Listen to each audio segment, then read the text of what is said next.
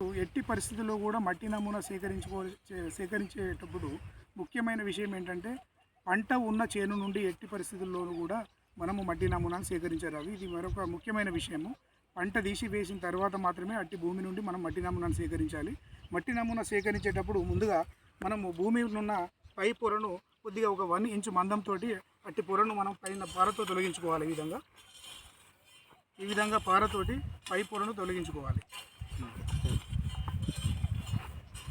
తర్వాత గడ్డపార సహాయంతో మనం 6 నుంచి 9 ఇంచుల లోతు వరకు వేసే పంటను బట్టి మనం 6 నుంచి 9 ఇంచుల లోతు వరకు వి ఆకారంలో ప్రతి భూమి యొక్క పొర కవర్ అయ్యే విధంగా గడ్డపారతో ఈ విధంగా మనము మట్టిని తవ్వుకోవాలి.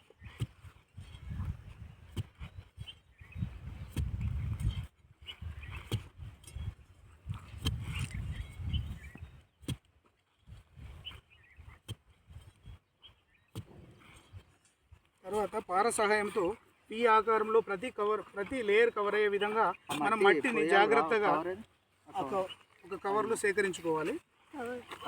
అది ఫ్లెక్సీలో పాపది